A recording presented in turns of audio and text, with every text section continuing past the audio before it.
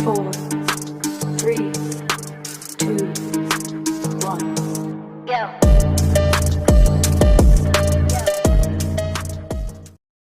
What's going on, guys? I fixed it in your face. Daniel, don't forget to smash the like button and subscribe for the information I provide. It's free. You can help me by doing those things. Before we get started here, we're going to give our channel sponsor a shout out, which is Josh is the CEO. He is a whatnot seller. Very, very cool. His team of people are very awesome. Basically, he sells shoes for a fraction of what retail MSRP would be. They are basically, I would consider kind of resellers. And they do a very good job. I have picked up a lot of merchandise from these guys. They keep my feet looking very, very fresh for a fraction of the price of MSRP. So if you guys are looking for a nice set of kicks to rock, I suggest checking out Josh and his crew. If you click on his link, it is a referral link. You will automatically get $10 towards your first purchase across the entire Whatnot app, regardless of whether you spend it with Josh or anybody else. You'll immediately get that $10. To get kicked off. But I promise you, if you guys check out Josh and bookmark all of his shows that he has, I think you'll be quite impressed. He does giveaways all the time. Super, super friendly, charismatic individual. His whole team are very, very friendly. I've bought a number of shoes from them now. He keeps my feet looking very fresh. Without further ado, let's get to the content. What's going on, guys? So stick around till the end of this video because there's going to be some pretty important information that you're going to want to know about the real difference between these two machines that I'm about to talk about. For those of you guys who don't know, Suzuki Burgman class scooters are basically the larger ones from 400 and up are what we consider Maxi class scooters. They're kind of like the best of what you can get out there for touring scooters and scooters that are going to be really reliable and be quite capable of traveling all over the country, getting hundreds of thousands of miles with basic maintenance needs. They're like the pinnacle of what you can get as far as like scooters go, okay? So with that being said, we're going to talk about two of these because I've owned both of them now. And I'm going to tell you why I made the choices that I made. This is important that you pay close attention because each of these are going to offer something different. And at the end, I'm going to tell you why my final decision was to choose the Burgman 400. Now, I've had both of these. I had a 2017 Burgman 650, that's phenomenal machine. This is my first Burgman 400, and as you can see, I've got it torn down right now. I'm doing a lot of work to it. I'm tuning the CVT and doing a whole bunch of stuff to it. But that being said, let's get into the real differences between these two because they're both great machines. They're both highway capable. They both have plenty of power. I mean, even the Burgman 400 with 2-up riding has highway passing capable speeds, 85, 90 miles an hour, especially if you tune the CVT properly and you make a few upgrades. You can easily get passing speeds on highways without any problems. Even stock format, you have passing speeds available to 80, 85 miles an hour on the highway in stock platform. So if somebody's going 70, you can rip right around them, no problem. But let's get into the real differences between these two because they're both amazing. So let's talk about the 400 first. The 400 is a single cylinder thumper engine, okay? And it produces basically 400 cc's. It's like 399 or something like that, 399 cc's. It's 400 cc's. It has no lack of power. It is a great machine. It is highway capable all day. The maintenance on it is super, super simple. Everything is accessible. All the parts are relatively cheap until you start getting into the CVT. The CVT parts can definitely get a bit more expensive. For instance, if you just needed, let's say, the bell house for the clutch, that's $170 just for the bell house. That's not including the entire clutch assembly. If you needed a variator, you're looking at like $300 just for the variator. However, if you compare that to the 650, you'll find that this is way cheaper to buy parts for than the 650 is. So other than that, though, these are very, very reasonably easy to maintain machines. You can download the manual, the service manual, and the owner's manual for free online. They have plenty of PDF files to help you guys do your own work to these things, and parts are pretty much readily accessible everywhere. eBay, Amazon, heck, I've even found stuff on Temu, on AliExpress. There are just so many parts out there for these things. And they're great. They're great. The handling on this is great. It is lacking some features of the 650, but it overall functions relatively just as well. It's such a fantastic mid-range machine. It's still a Maxi class touring scooter. These things have been known to go 100,000 plus miles, single cylinder engines, needing very, very minimal work. And that's just Suzuki building a great product. That's why they are at the pinnacle of where they are. But all the parts are cheap for this. If you need a drive belt, you can get one for about 20 bucks. If you need new rollers, they're about $69 for new rollers, or you can get the Dr. Pulley kit. Those are like $115 for 8 sliders. You can upgrade clutch, let's say, or just clutch replacement, about $69 for just the clutch replacement with the pads on it. So the parts are just cheap. They're easy to get your hands on. This only takes 1.5 quarts of oil. Okay, it is so cheap to do oil changes on this. Super duper cheap. The rear drive case oil on this is just standard 10W40 motorcycle oil in the gear case. Super cheap. It's so easy to maintain and work on this.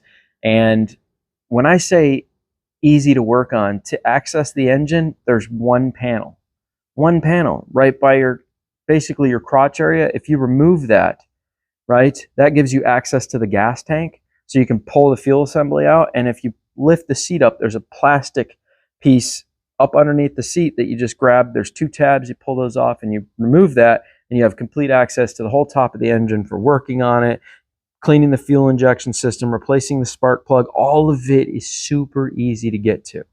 Okay, now let's talk about the difference, because the 650 is a fantastic machine, but this 400 lacks a lot of the features that the 650 has. For instance, the Executive has mirrors that are automatic. You can push a button and they'll retract themselves. Cool feature.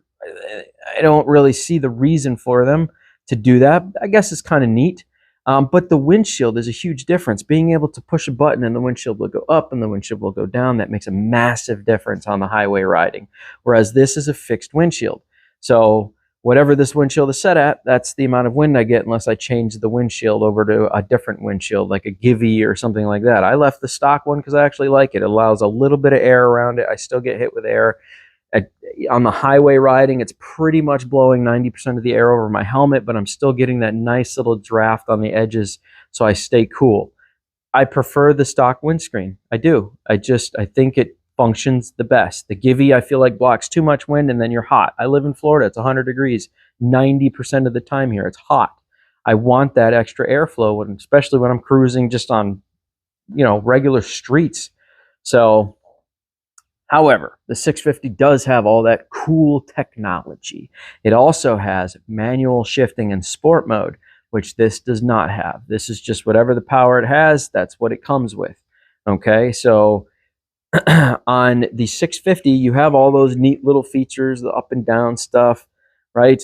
The windshield up and down, the windows, the mirrors fold in. That's all cool, but it has manual mode. You can put it in manual and manually shift. Even though it's a CVT transmission, it still has a manual shift. You can choose the gear that you want it to go in. So it's a very aggressive scooter. It's also a dual cylinder scooter. Okay, I believe it's a parallel twin, or maybe it's a slant V. It's a parallel twin.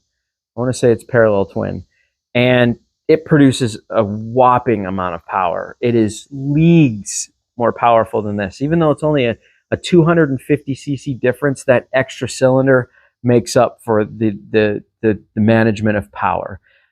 With that comes the problems. Okay, it is radically more expensive to work on the 650. All right, and I mean way more expensive. The parts are more expensive. The belt is more expensive. On top of that, and I'll tell you what, we'll get back to that. I want to finish the video off with the worst part about the 650, so you understand why I will always push people towards the 400 unless you're willing to do so. And like I said, we'll get into that.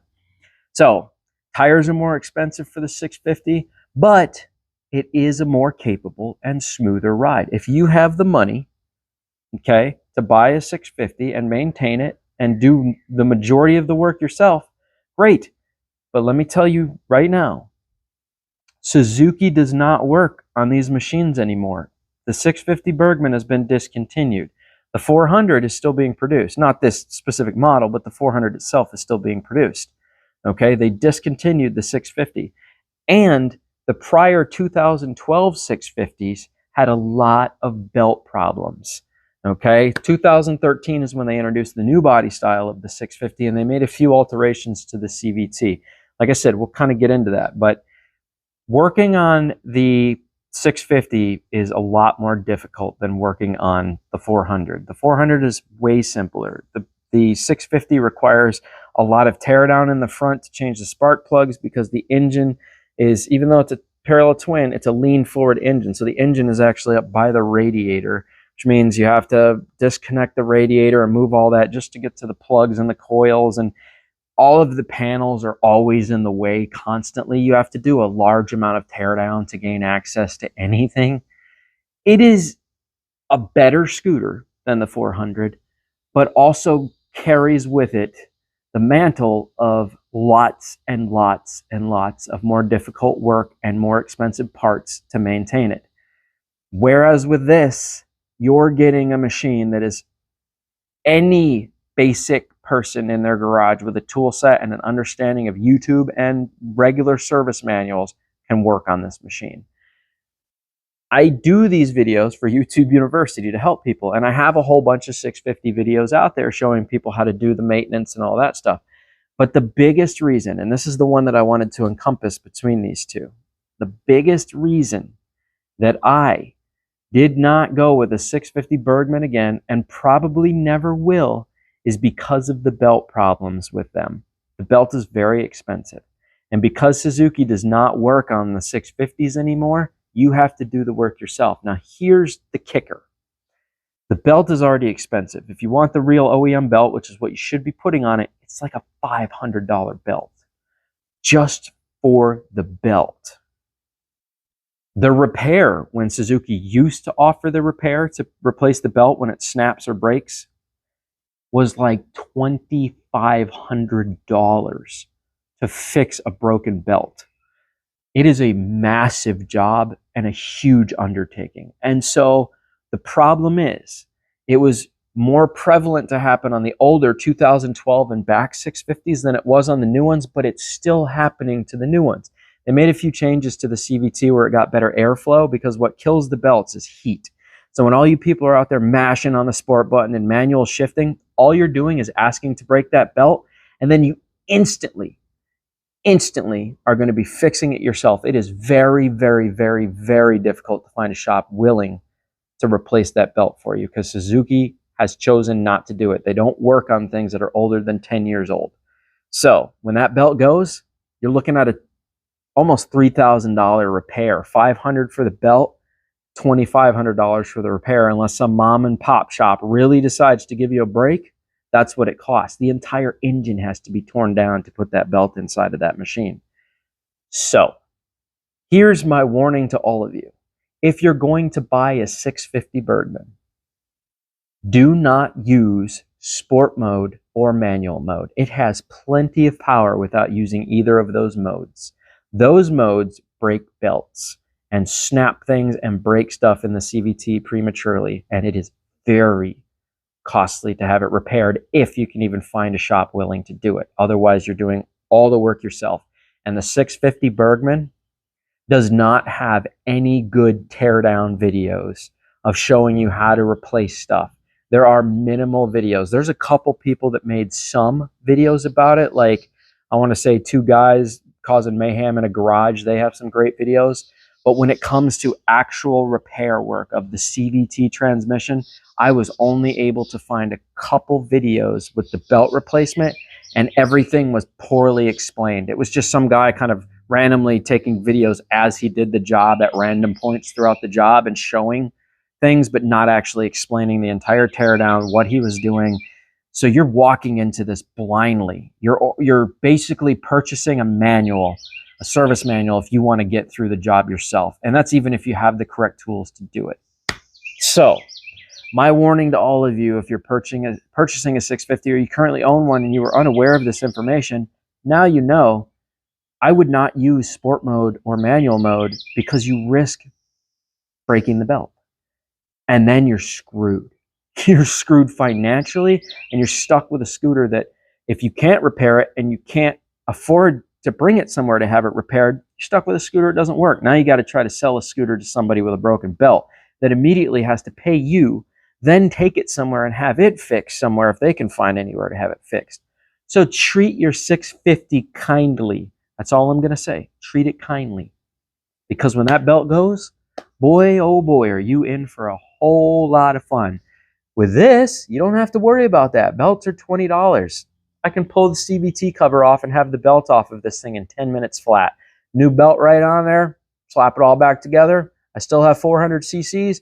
I still have a machine capable of getting 100,000 miles with reliability, easy maintenance, cheaper oil costs, 2-up riding possible, complete touring class scooter, 90 miles an hour on the highway, gives you everything you need, and it's only 400 cc's. You can't ask for more. You can't ask for more. It has no problems with traffic. This thing will blow cars out of the water on regular roadways. No issues. Getting on the highway, no lack of power. Jumps right up there, it goes. So, if you were wondering why I chose the 400 over the 650 and why I will always push the 400 more than the 650, that's why. Suzuki made some poor decisions and bad choices, and they pushed all those poor decisions off on you guys. And then, after the consumers purchased them, they were like, we're just going to discontinue this model and stop working on it. Awesome. The 650 is an amazing scooter. It is amazing. But the one downfall of it is right there. That is the kryptonite of it. The absolute kryptonite is the belt and them unwilling to repair it and not making any more parts for it. That's why. That is the biggest reason that if you're getting a 650, treat it nicely. Be kind to it. Those manual modes and all that stuff, super cool, but put so much added stress and heat on the belt. Every time you use those, you're deducting the life of the belt that much closer to just breaking, and you never know when it's going to go. Snap, done. You should be able to get 100,000 miles out of a belt. If you're not using sport mode or manual mode, you should easily get 100,000 miles out of a belt on that thing. All right? If you're starting to experience slipping and things at 35, 40, 55,000 miles, dude, you're in for belt replacement soon. Lack of takeoff, belt replacement, yeah, it's getting ready to go. It's going to snap soon. So I will say both of these are phenomenal machines. They really are. If Suzuki hadn't designed the CVT on the 650 the way they did, I would have totally been like, yeah, you should buy a 650. But knowing what I know now, it's hard for me to want to go out and buy somebody's used 650 when I don't know how they treated it. I don't know whether sport mode was a daily thing for them or they were manually shifting it constantly all the time, and that belt's just ready to go. And you buy it off them for, let's say you buy a newer model and you spend $5,000 on it. It's got 20,000 miles. For those 20,000 miles, that dude might have been ragging the daylights out of that belt system on that thing. You don't know. And then you buy it and a month later the belt snaps. You just spent $5,000 and now you have to figure out how to solve your problem. You're stuck with a scooter that is almost impossible to sell because it has a broken belt and doesn't go anywhere. And shops are just unwilling to fix it. Suzuki won't even touch it. And you don't know how to work on things. Congratulations, you just bought something that was the worst investment you've ever made. Or, like I said, don't even take that risk. Buy one of these.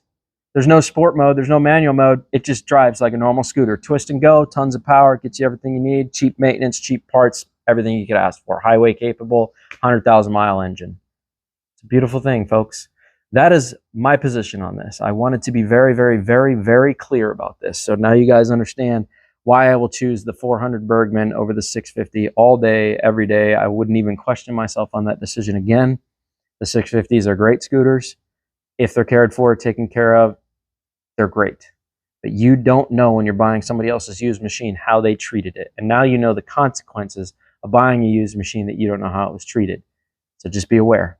All right, guys, if you like the information I provide, feel free to smash that like button, subscribe, show me a little bit of love. I accept it. I love the love, man. I helped you, you can help me. It's as easy as just pushing the like button and subscribing. Even if you don't come back, it still helps me. All right, guys, I'll catch you on the flip. Toodles.